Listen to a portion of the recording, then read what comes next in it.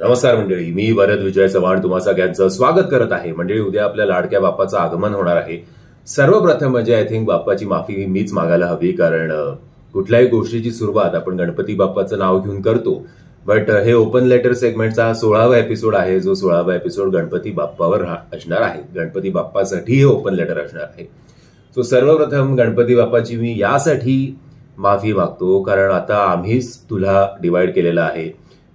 या गल्लीतला राजा मोठा की त्या गल्लीतला राजा मोठा, की याचा देखावा जास्त चांगला की त्याचा देखावा जास्त चांगला. बरं, त्या गणपतींच्या दानपेटीमध्ये किती गल्ला जमतोय याच्यावर त्याची लोकप्रियता ठरवली जाते. त्यासाठी एक तर सर्वप्रथम तुझी माफी. त्याचबरोबर यासाठी सुद्धा गणराय तुझी मी माफी मागतो, कारण आता आम्ही बरेचसे जण, सगळेच असे नाही पण बरेचसे जण तुझी जी वाट बघतात, तुझ्या येण्याची वाट बघतात. त्याच्यात श्रद्धा, भक्ती हे सगळं कमी असून बिझनेस कसा आपण जास्तीत जास्त यावर्षी आपण तो गल्ला कसा कमवू शकतो याच्याकडे जास्त लोकांचा कल असतो.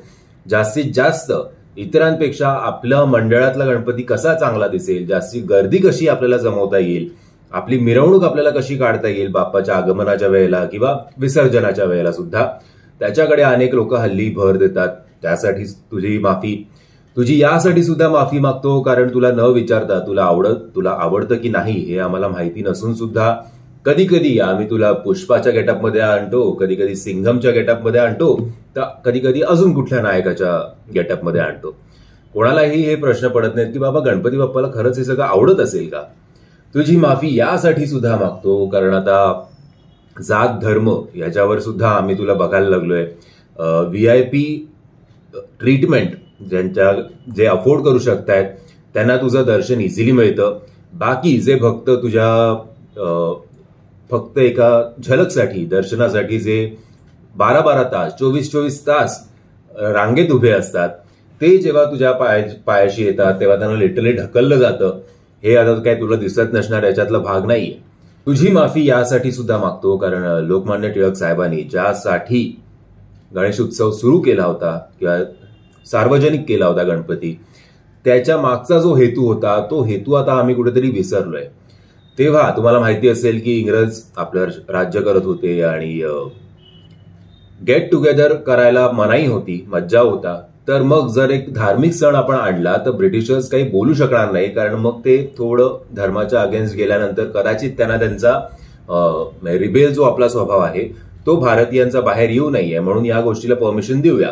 आणि मग त्या गोष्टीला, गणेश उत्सवाला परमिशन दिल्यानंतर त्या मंचावर जिकडे आपले बाप्पा असायचे त्या मंचावर विविध गाण्यांच्या माध्यमातून, नाटकांच्या माध्यमातून, कीर्तनाच्या माध्यमातून, प्रवचनाच्या माध्यमातून आपल्या भारत देशाविषयीचं प्रेम कसं आपलं जागरूक होईल त्याच्यावर खूप काही काही भाष्य केलं असायचं. ब्रिटिशर्सच्या अगेन्स्ट आपण काय काय करू शकतो की यांच्यामुळे आपल्याला काय काय गोष्टी सोसाव्या लागतायत त्याच्यावर भाष्य करण्याचा प्रयत्न त्यावेळेला केला जायचा. एवढंच कशाला, मी लहान असताना मला सुद्धा आठवतंय की तेव्हा ठराविक मंडळ होती मुलुंड वेस्टला, तर प्रत्येक मंडळात शोज असायचे 5-5, 10-10 मिनिटाचे, जिकडे काही काही प्रसंग महाभारतातले घेतलेले असायचे, की ते काही काही रामायणातले घेतले असायचे, काही काही अजून कुठल्या आपल्या पौराणिक कथा ज्या आहेत त्याच्यावरनं घेतलेल्या असायच्या, किंवा भगतसिंग, छत्रपती शिवाजी महाराज, या सगळ्या, गांधीजी, या सगळ्यांनी कसा लढा दिला ब्रिटिशर्सच्या अगेन्स्ट, इथपर्यंत या सगळ्या गोष्टी चालायच्या. हल्ली एक तर या सगळ्या गोष्टी खूप कमी झाल्यात आणि हल्ली जरा देखाव्यांकडे जास्त भर प्रत्येक मंडळाचा आहे. त्याचबरोबर आपल्या गणपती बाप्पा एवढ्या फुटांचा आहे तर समोरच्याचा वेगळा हेतू असतो की मग आपल्या मंडळाच्या गणपती एवढ्या फुटाचा तरी पाहिजे. आता गल्लोगल्ली राजे झालेले आहेत. आमच्या लहानपणीपर्यंत एवढं काही नव्हतं, फक्त एक लालबागचा राजा होता. आता या गल्लीतला राजा, त्या गल्लीतला राजा, इकडचा राजा, तिकडचा राजा. बरं, आता फक्त रस्त्यावरून त्या गणपतीला नाव ठेवायचं बाकी आहे, की डांबरी रस्त्यातला राजा, पेवर ब्लॉक्सच्या रस्त्यातला राजा, की कॉन्क्रीटच्या रस्त्यातला राजा, की 10 खड्डेवाल्या रस्त्याचा राजा, 20 खड्ड्यांच्या रस्त्याचा राजा, की 40 खड्ड्यांच्या रस्त्याचा राजा. आता काही दिवसांनी आपल्याला हे दृश्य किंवा हे बॅनर सुद्धा बघायला मिळतील, याच्यात काहीही शंका नाहीये. बरं, धर्माचं मी जसं म्हटलं की आधी हिंदू मुस्लिम असा काही प्रकार नव्हता. अलीकडेच या 3-4 दिवसामध्येच अथर्व सुदामे हे सध्या खूप बातम्यांमध्ये आपल्याला दिसत आहेत. आणि ती बातमी यासाठी त्यांची होते की ते एक मूर्ती घ्यायला गेलेले असतात कुठल्या तरी दुकानात, आणि तिकडे जो मूर्तिकार असतो तो मुसलमान असतो. याच्यावरनं त्यांना सेक्युलर आणि या सगळ्या गोष्टीवरनं त्यांना खूप ट्रोल केलं गेलं किंवा त्यांना धमक्या दिल्या गेल्या. असं म्हणतायत की त्यांनी तो व्हिडिओ डिलीट सुद्धा केला. मी तो व्हिडिओ अजून बघितला नाही. बट याच्या आधी सुद्धा अनेक अशी उदाहरणं होती जो मुसलमान माणूस स्वतःला महाराष्ट्राचा मुसलमान असं म्हणायचा. आत्ता जे तुम्ही मुसलमान बघताय ते आपले ऍक्च्युली ओरिजिन नसतीलच महाराष्ट्रातले. हे सगळे बांगलादेश आणि इकडनं तिकडनं आलेले मुसलमान आहेत, ज्याला महाराष्ट्राची सोडा भारताशी सुद्धा काही देणं घेणं नसतं. तो फक्त इकडे कमवायला आलेला आहे. अशा लोकांना त्यांची जागा नक्कीच आपल्याला दाखवायला हवी. बट आपल्याला हेही विसरून चालणार नाही की कोल्हापूर असेल तिकडे हिंदू मुस्लिम कसे, किंवा मालेगाव असेल हिंदू मुस्लिम कसे एकमेकांच्या सणांना रिस्पेक्ट देतात. मुंबईत तर माहीमच्या मशिदीत मुंबई पोलीस सगळ्यात आधी ती चादर त्या मशिदीवर चढवतात त्या ह्याच्यावर. आणि त्याचबरोबर आपले अनेक सेलिब्रिटीज सुद्धा आहे. सलमान खान आहे, शाहरुख खान यांच्याकडे तर परमनंट गणपती बाप्पा आहे. आमिर खान सुद्धा महाराष्ट्रासाठी किती काय करतो. त्यांनी लालसिंग चड्डा या सिनेमाच्या प्रमोशनच्या वेळेला सांगितलं होतं की आम्ही मुसलमान आहोत, आमची अशी अशी पद्धत असते. बट जेव्हा लालसिंग चड्डा त्यांनी केला, जेव्हा तो पंजाबी त्या सगळीकडे फिरत होता पंजाबमध्ये त्या शूटिंगच्या निमित्ताने, तो त्याला तेव्हा या नमस्काराचं महत्व पटलं. आणि याच्यापेक्षा हे किती चांगलं आहे कोणालाही ग्रीट करताना, हे आमिर खान ओपन स्टेजवर बोलला होता. सो असे बरेचसे मुसलमान लोक आहेत की जे हिंदू परंपरेला, हिंदू देवांना त्यांचा मान सन्मान सगळं देतातच. शूटिंगच्या वेळेला आता तुम्हाला माहिती असेल की मॅक्सिमम लोक, खास करून स्पॉटवाले आधी जास्त असायचे, आता तिकडे पण भैयांचं आक्रमण झालंय, पण आधी स्पॉटवाले मुसलमानच असायचे. कॅमेरामॅन तरी आमचे पण बरेचसे मुसलमानच होते. जेव्हा रमजान चालायचं तेव्हा ते सगळ्यांना इन्व्हाइट करून संध्याकाळी तो उपवास सोडण्यासाठी तो प्रकार सगळा असायचा. आता ते एक्झॅक्ट मला ते प्रोसेस नाही आठवत, बट हे प्रत्येक धर्मात चालू असतं. बट आता अगदीच तुम्ही जरा सुद्धा सेक्युलर काही बोलायला गेलात, याच्यावर सुद्धा अनेक कमेंट्स येतील या व्हिडिओवर, मला याची खात्री आहे.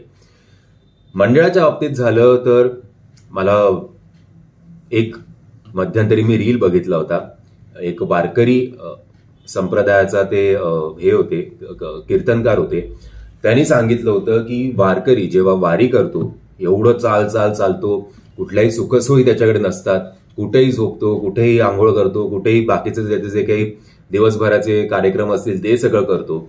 एवढं सगळं करून सुद्धा तो पंढरपूरला पोचल्यावर देवळात तो जाऊच शकतो असं काहीही नाही.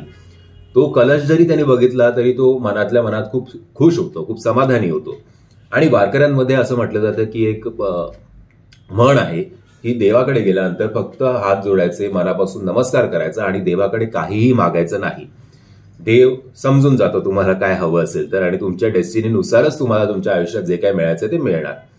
आता नवसाचा हा राजा, नवसाचा तो राजा, आपण एक एक नवस बोलायला काही हरकत नाहीये. बट जर तू माझं हे काम केलंस तर मी तुझ्यासाठी हे करीन. अरे माणसामध्ये आणि देवामध्ये काही फरक आहे की नाही. म्हणजे एक अजून एक रील होता, अॅनिमेटेड रील, जिकडे महादेव बसलेत आणि एक भक्त त्याच्याकडे येतो आणि सांगतो की हे प्रभू मेरे इस काम को पूरा कर दो और प्लीज जल्दी से जल्दी करना. तर तो महादेव त्याला विचारतात की अरे तू फक्त मागणं घेऊन आलायस, तू मला काही ऑफर नाही करत आहेस, ना नारळ ऑफर करतोय, ना काही रुपये ऑफर करतोय, ना काही प्रसाद ऑफर करतोय, ना अमुक लोकांना काहीतरी हे करायला करीन असं काही ऑफर करतोय. त्याच्यावर त्या भक्ताचं असं म्हणणं होतं, प्रभू आप कर्म करो, फल की चिंता मत करो. त्याच्यावर महादेव असं त्याच्या मांडगूत पकडतो त्या भक्ताचं.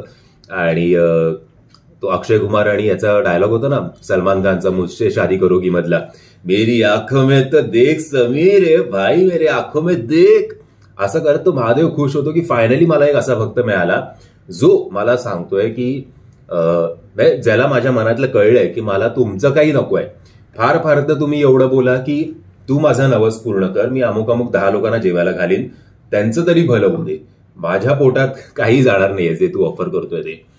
तो या सगळ्या गोष्टी आपण जर तुमच्या घरातल्या देवाला तुमचं जर म्हणणं तुम्ही ऐकवत नसाल, तुम्ही तुमचं म्हणणं आईबाबांकडे किंवा बायकोकडे किंवा नवऱ्याकडे जर मांडत नसाल, आणि तुम्हाला जर वाटत असेल की 10-12 तास 24 तास रांगेत उभं राहून तो देव आपला ऐकणार आहे, तर काहीतरी आपलं कुठेतरी चुकतंय नाही का? तिकडे जाण्याबद्दल मला काही प्रॉब्लेम नाहीये, बिंदास जा. काही काही वास्तूंची सुद्धा ती एनर्जी पॉझिटिव्ह एनर्जी असते, ज्याच्यामुळे आपण समजा काही डाऊन फेज मध्ये असलो तरी आपल्याला तिकडे जाऊन बरं वाटतं.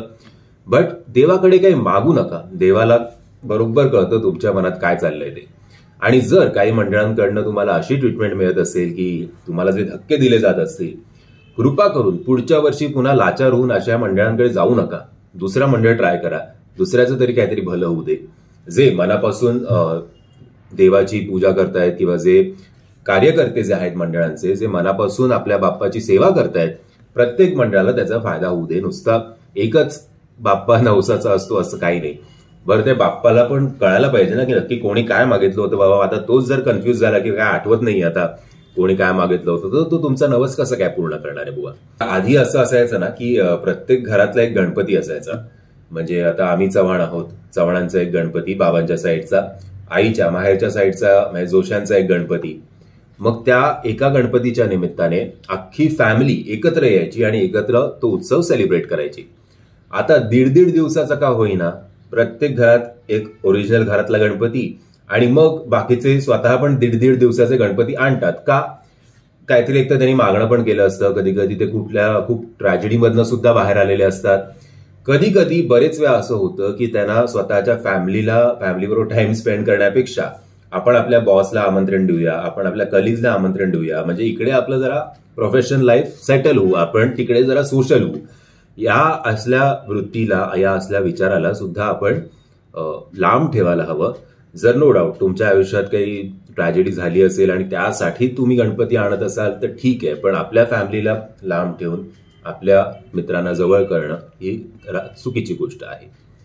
मी आशा करतो तुम्हाला हा व्हिडिओ आवडला असेल. जर तुम्हाला हा व्हिडिओ आवडला असेल तर प्लीज या व्हिडिओला लाईक शेअर आणि चॅनलला सबस्क्राईब करायला विसरू नका. जय हिंद, जय महाराष्ट्र, गणपती बाप्पा मोरया.